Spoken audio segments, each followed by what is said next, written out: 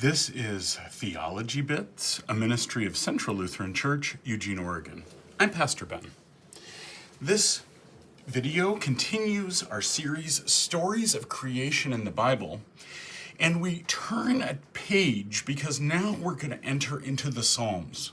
And the book of Psalms, as you know, is varied in what it presents in these worship songs, but they fundamentally think about creation differently.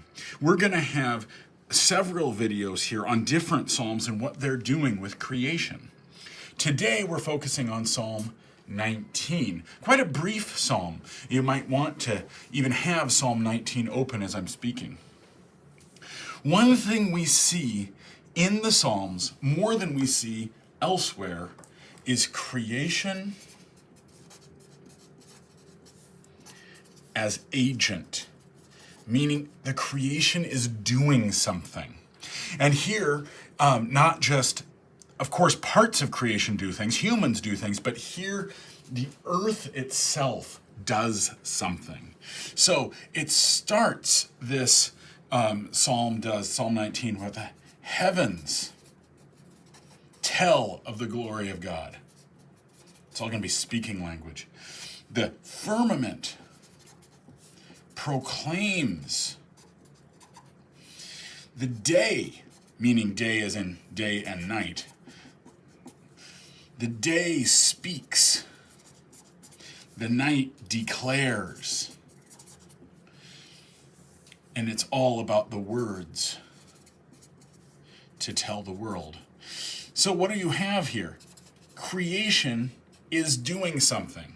There's an agent behind this. And it's something that is available to all. There is a great generalization about it, a generalizing space of this. One thing that we talked about in the very first video, when we think of theology of creation, we think of the expansiveness of creation. Well, here, now what's happening is if the creation's an agent who's telling and proclaiming and speaking, then it's expansively to everyone. How God set its sun and the sun runs its course. All people are under that sun. All people experience the heavens and the firmament and the day and the night. There is this great wideness to the message of God. But now we have a surprise in this psalm, because Psalm 19, in fact, is usually not even listed as a creation psalm, even though there's all this about creation, because it starts talking about Torah, or law. And a brief comment about Torah is, the reason I leave it as in the Hebrew Torah instead of law, is that we should understand what this is in a diagram that looks something like this. There is God, there is Israel. Whatever connects them, however they relate to one another, is Torah. And the reason I want to emphasize that is I'm a Lutheran pastor, and this is a ministry of a Lutheran church, and we have for a long time as Lutherans thought of this being very a bunch of laws, a bunch of rules people had to follow. That is, Israel had to do a bunch of things in Torah. There are obligations in Torah, but the arrow goes both ways. In fact, there is far more how God relates to Israel through Torah rather than how Israel relates back to God. In fact, even an up and down arrow is not really the best approach, but that's what Torah is, whatever relates to them. And it's not just the things written in the first 5 books of the Bible. It is the expansiveness of this. So anyone who's knows anything about rabbinic training, they know there is both the written Torah and then there is the other things, the spoken Torah.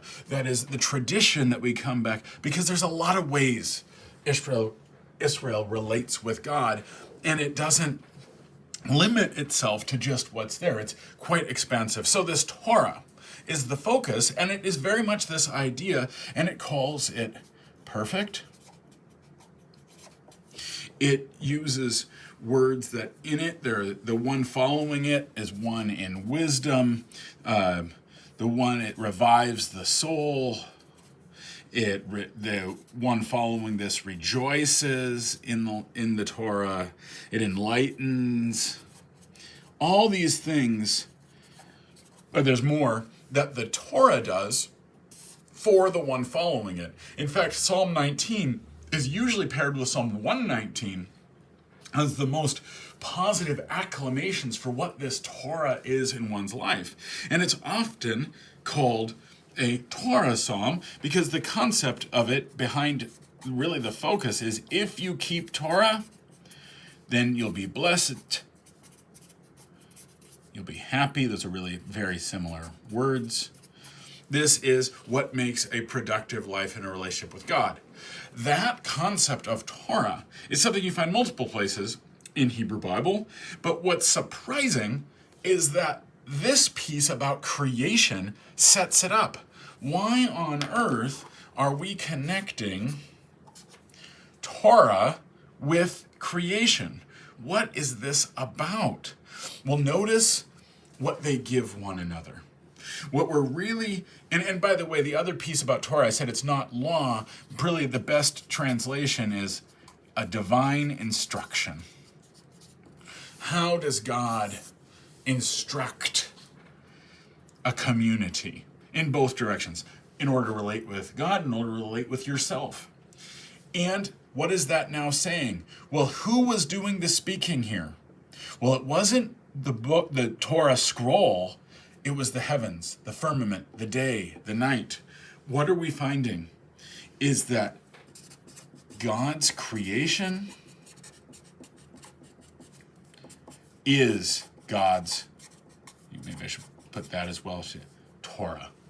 These are not two separate subjects. You might be another way of, what is this speaking? Creation itself speaks Torah. Meaning the very creation around us is how does God relate with you and you relate with God.